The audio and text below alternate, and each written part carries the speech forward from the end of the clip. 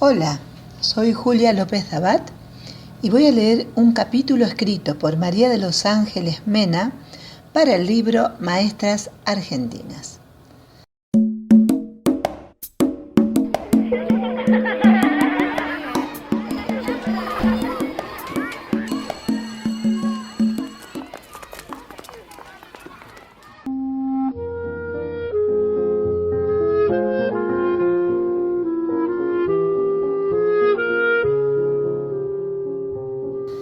Dolores Dabat.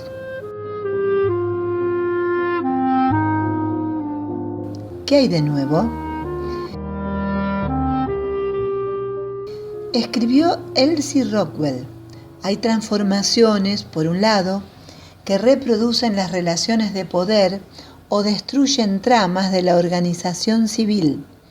En cambio, hay reproducciones locales de la memoria histórica nacional o de saberes y prácticas populares que refuerzan los procesos de resistencia. Hay resistencias que transforman el sentido de prácticas tradicionales y reproducen la fuerza colectiva. Dentro de este cruce de procesos de reproducción, transformación y resistencia, se plantea el problema de distinguir el sentido de cada práctica social, incluyendo aquellas que ocurren en las escuelas.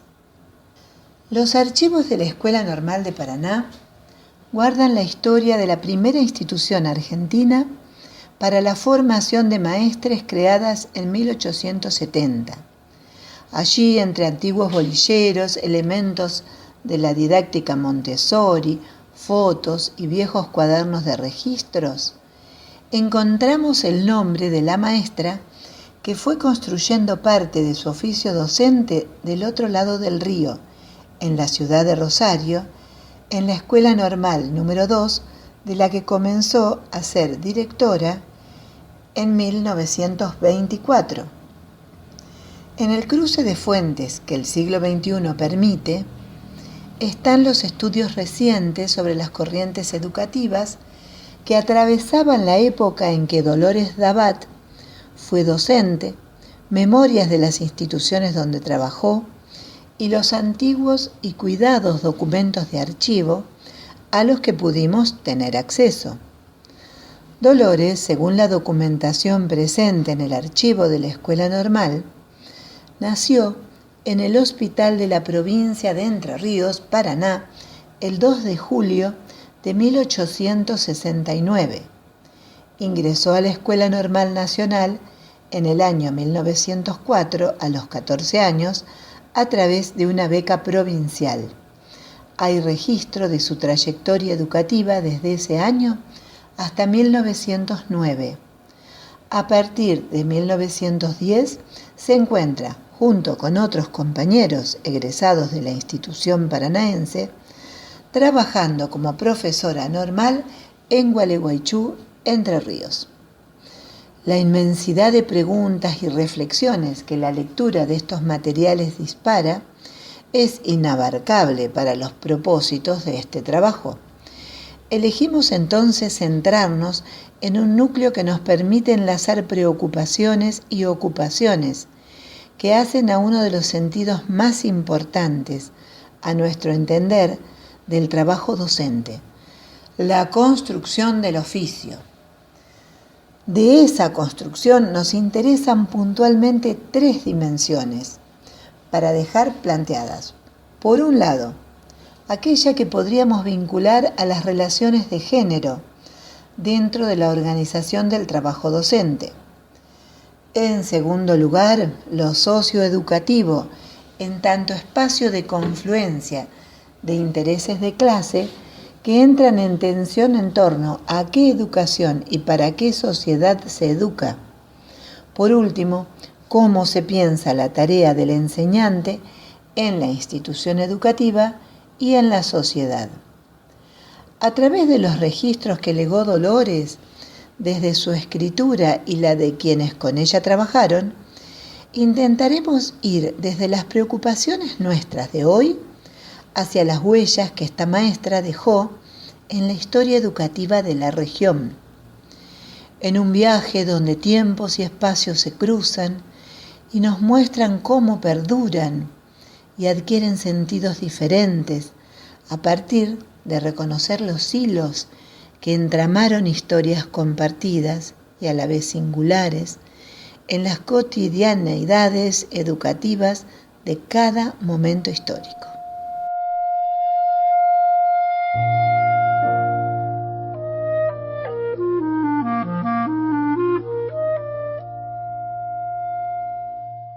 De lo que se puede ver en los archivos, la mayoría de quienes egresaban de la Escuela Normal de Paraná se dirigían a cubrir cargos docentes en otras escuelas normales que se fueron abriendo, ya sea por recomendación o pedido específico de las instituciones. Así Dolores fue a trabajar como maestra a la Escuela Normal de Gualeguaychú antes de entrar a Rosario. Decimos pedido porque pudimos encontrar en el archivo una petición singular emitida desde la ciudad de Pergamino que solicitaba especialmente maestros machos. En una carta fechada el 4 de marzo de 1904, encontrada en uno de los libros copiadores de correspondencia común, un exalumno de la escuela, que se encontraba trabajando en Pergamino, Buenos Aires, de apellido Correa, solicita a la institución, por intermedio del señor Villalba, un buen candidato para que se ocupe de la dirección de un grado y deseo que usted me lo busque y recomiende a la brevedad posible. Desearía un profesor macho que a la competencia profesional uniera el don social muy importante en estos pueblos semisalvajes. Se vislumbra cómo la incorporación de varones al oficio de enseñantes no dejaba de estar sesgada por la asignación de roles de género. Los documentos dejan entrever que la docencia era una actividad considerada más propicia para las mujeres, aunque para algunos espacios o funciones se creían mejores los varones, sobre todo en ese momento histórico en lo que se buscaba es la titulación de quienes llevaban adelante la tarea docente. En ese contexto, Dolores, de la mano del doctor Herrera, director de la Escuela Normal número 2 desde su creación en 1910, quien había sido profesor de la Escuela Normal de Paraná, se abrió camino en la docencia en un mundo que, si bien asignaba como natural ese campo a las mujeres, en los puestos de dirección, supervisión y gestión, la mayoría eran varones. Estudios de género en la formación docente son una deuda pendiente. ¿Sobre qué supuestos se basaría la selección de varones o mujeres para ejercer el trabajo docente? ¿Qué vinculaciones tiene esto con los distintos niveles del sistema educativo? ¿Qué relaciones se establecen con el estudiantado? ¿Qué hilos de continuidad y ruptura es posible aún asir hoy hacia ayer? ¿Qué persiste y qué supuestos sostienen esa persistencia? ¿Qué se ha transformado y en base a qué procesos sociales?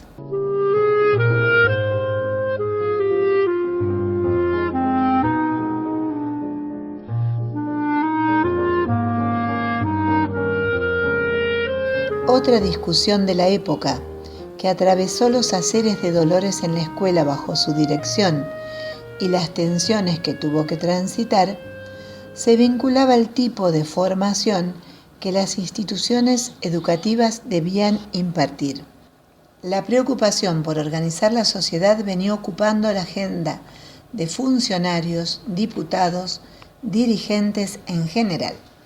Las primeras décadas del siglo XX fueron prolíferas en cuanto a tensiones sociales y conflictos de clase, así como en la búsqueda de respuestas a las mismas a través de propuestas educativas.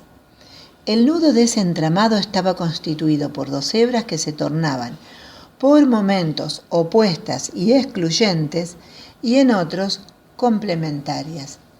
La educación manual, práctica, laboral, y la educación teórica intelectual general.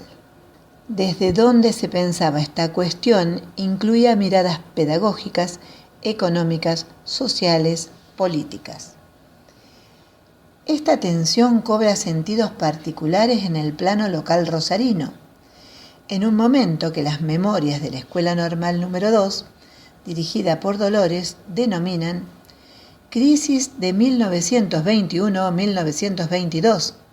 En ese apartado se describe con minuciosidad la forma en que a partir de una pregunta que se retorna hacia el final del capítulo, a saber, ¿sobran maestros o faltan escuelas?, se despliegan una serie de posiciones y acciones que se sostenían en una visión de la escolarización y de la educación en la sociedad dispar, antagónica y en disputa. La pregunta surge y en torno a ella las posiciones se polarizaron en la institución a partir del nombramiento de un director que promovió la transformación de la escuela normal en liceo, con una orientación en la formación hacia la demanda de la vida económica de la ciudad, centrada fundamentalmente en el comercio.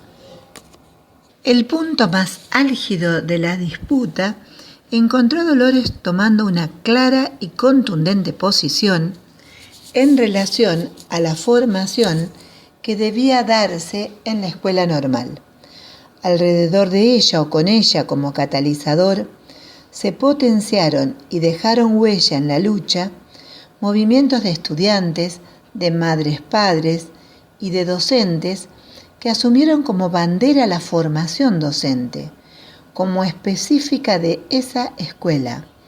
El argumento para defender esa línea formativa era si sobraban maestros, era porque faltaban escuelas, no analfabetos. El conflicto alcanzó dimensiones extraordinarias, con presencia en los medios de comunicación y pedido de intervención de la institución por parte de las autoridades, hecho frente al cual Dolores ofreció retirarse de sus cargos para dar lugar a la investigación.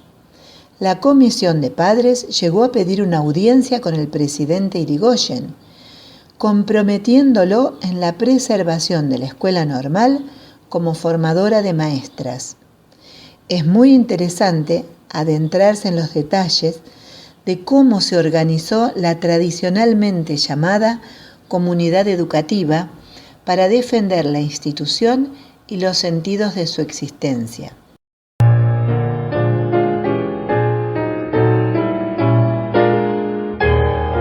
Nos interesa, en tercer y último lugar, dar cuenta de la forma de entender la labor docente por parte del grupo para el que Dolores Dabat era una clara referencia. Este encontraba en la escritura un modo de dejar testimonio de sus haceres, pero también y fundamentalmente un espacio para la reflexión sobre los mismos. Se entiende así la necesidad de trabajar en la producción de una publicación de la escuela, la revista Kid Novi y anexos a ella, así como otras tantas acciones tales como la creación del teatro infantil, los cursos vespertinos, la organización de múltiples actividades de interés social y la puesta en marcha de la escuela al aire libre, entre otras. En este contexto se caracterizó a alguna docente como la maestra intelectual. Se valoraba en el desarrollo de la tarea el espíritu crítico y de modo particular se ponderó el compromiso social asumido por Dolores en su tarea. La creación del Centro Cultural Estudiantil en 1927, luego Centro Estudiantil y finalmente Centro Estudiantil Pascual Romano, promovido por Dolores, es narrado en las memorias antecitadas de la siguiente manera. El cauce labrado por la señorita Dolores Dabat vio crecer el caudal de inquietudes desde aquí, en 1925, en que apenas un hilillo sinuoso revelaba la presencia del caudal. y este rasgo tan humano se acentúa con el correr del tiempo, con la creación de un fondo de reserva y asistencia social destinado a ayudar a las niñas pobres o enfermas, sean o no socias del centro, y la nobleza de la actitud va más lejos aún. Solo la señorita Dabat y la secretaria del centro conocen a la beneficiada. No se lesiona la personalidad y todas las niñas son realmente compañeras. El meticuloso registro y la profundidad de análisis de las memorias escritas bajo la dirección de Dolores nos permite hoy recuperar una manera de concebir el trabajo docente como un proceso fundado en la reflexividad sobre la práctica. En uno de sus escritos, Dolores proponía tratar de ensayar con las alumnas practicantes métodos de enseñanza en la escuela primaria, recogiendo experiencias e inquietudes antes que dar sistemas que en todo caso es muy fácil consultar en la copiosa bibliografía de la pedagogía metodológica que está al alcance de todos. En esta ciencia fundamental para el maestro, mejor la capacidad de recepción que la asimilación dogmática. Los que estamos en contacto con los niños pedimos que se tenga en cuenta nuestras observaciones. Encontramos que es esta la realidad. A los maestros no nos interesan hoy propiamente los métodos sistematizados. Nos interesan las observaciones que nos conducen a respetar al niño en sus modalidades personales y en ese sentido todo lo que se aproxime a lo real y favorecer la manera espontánea de vivir de la infancia. Es importante detenernos en estos párrafos que al decir de Áñez Heller se nos presentan como el fermento de la historia. Estamos frente a la posibilidad de que el trabajo docente fuera pensado como un oficio que se construye en el hacer, como construcción histórica. ¿Es ese hacer el que debe ser recuperado, recogiendo experiencias e inquietudes? ¿Hay un reclamo de la docencia a ser escuchada en aquello que le es propio, el conocimiento y la propiedad sobre su proceso de trabajo? Nos estamos preguntando acerca de las reflexiones que movilizaban a este grupo de docentes a reclamar su participación en los procesos de transformación educativa y cómo Dolores, en tanto directora de ese grupo, se encargó de dejar sentado. Nada ha sido introducido forzadamente.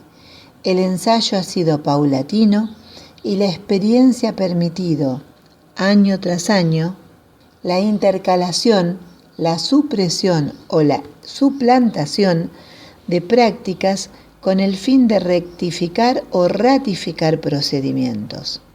Nos planteamos que más allá de si estas derivas se plasmaban o no en una acción consciente de militancia gremial o política, es el reclamo de participación en el proceso de producción de conocimientos sobre la propia práctica el que pensamos en clave emancipatoria y de desalienación del trabajo docente.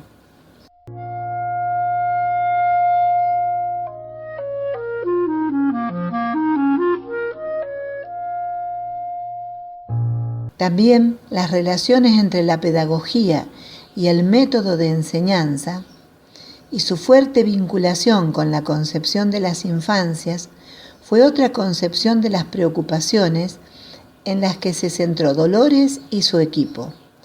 Así lo relata Dolores.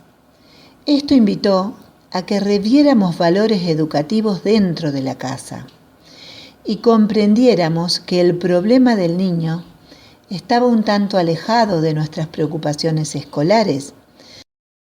Dentro de una escuela que formaba maestras, nuestra pedagogía resultaba ser la pedagogía de la enseñanza. La enseñanza es solo una de las formas en que el maestro debe aproximarse al niño. La otra, la más amplia, la que nace del derecho natural de la infancia a ser comprendida y dirigida, en la que se fundan las leyes biológicas, la que nacía con el nombre de paidología, esa escapaba a nuestra pedagogía, que era objeto de lecciones programadas y de práctica diaria. El niño, concebido en la integralidad de sus manifestaciones, quedaba reservado al hogar o estaba condenado a no ser auscultado nunca por nadie, y en todo caso quedaba vedado a la curiosidad del maestro, tal como la escuela elemental estaba organizada. Era menester interpretar más al niño, con lo cual era necesario correlativamente darle oportunidad que se manifestara. Sobre este punto se asentaba el problema de la reforma pedagógica.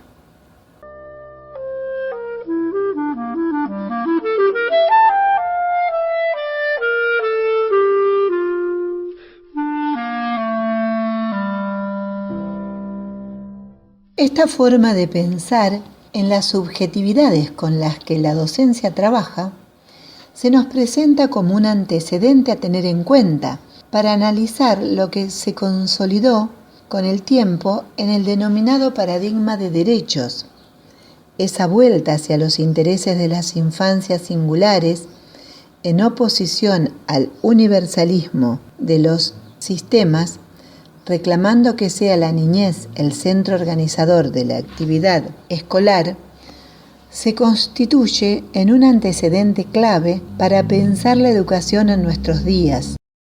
La reflexión sobre la enseñanza también contempló los tiempos de aprendizaje de las infancias, la edad cronológica, la conformación de los grupos y la organización en grados, y el pase de uno al otro, la organización en cátedras del secundario y las características de los docentes. No decimos que la forma en que se organizó la actividad escolar se haya sentado sobre los mejores criterios o haya resultado la más apropiada. Lo que nos interesa destacar es que, por un lado, hubo lugar para pensar sobre ello, a la vez que se ubicó la importancia de escribir y dejar registro de la experiencia, cómo se estudiaba para ser docente, cómo se trabajaba y cómo se socializaban los saberes que este proceso de trabajo generaba. De alguna manera, Dolores pudo y supo pensar en la escuela como un espacio de coformación, reclamo de una vigencia asombrosa en el colectivo docente. Por supuesto, queremos señalar que frente a las promesas de una ineludible actualización de la escuela y de las prácticas que en ella se dan, o ahora en tiempos de pandemia a través de ella se generan, frente a quienes encuentran en la institución escolar el origen de todos los males de una sociedad o por el contrario su única salvación, frente a quienes pronostican su desaparición o la desean, hemos optado aquí por ir en busca de aquellas huellas del pasado que nos permiten pensar una escuela para una mejor humanidad. Entendemos que la institución escolar es ese lugar donde se encuentran múltiples proyectos de vida, sociales, políticos y económicos. En ese encuentro se maceran de manera particular y nunca predecible ni linealmente distintas alternativas para quienes por ella transitan.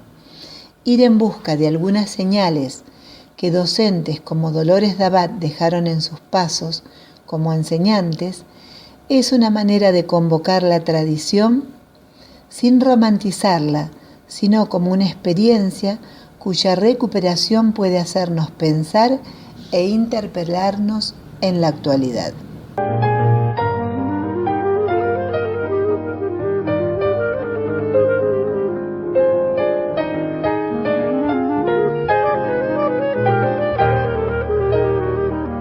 Este capítulo fue escrito por María de los Ángeles Mena, licenciada en Antropología de la Universidad Nacional de Rosario y profesora de enseñanza primaria. Es docente del Profesorado Universitario de Educación Especial e integrante del Departamento de Pedagogía Universitaria, Programa Autoevaluación y Cambio Curricular, y de los equipos socioeducativos del Ministerio de Educación de Santa Fe. Es miembro del Centro de Estudios Antropológicos en Contextos Urbanos, codirectora del Proyecto de Investigación Políticas Públicas y Cotidianidad Social, análisis de experiencias formativas intergeneracionales en contextos urbanos y rurales. Tiene varias obras publicadas. La autora agradece a la Escuela Normal de Paraná, a la Facultad de Humanidades y Artes de UADER, a la profesora María Elena Soñesi, a las trabajadoras del archivo de la Escuela Normal de Paraná, especialmente Verónica Piedrabuena, por el acceso a los documentos que orientaron este texto.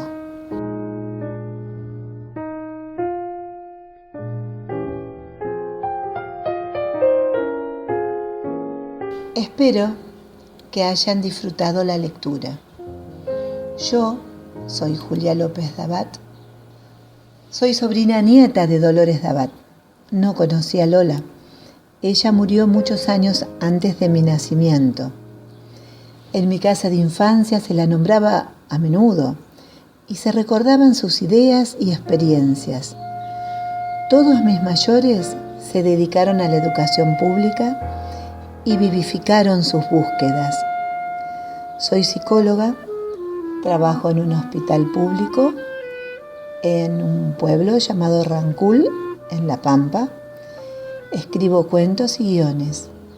Me emocionó leer este hermoso trabajo.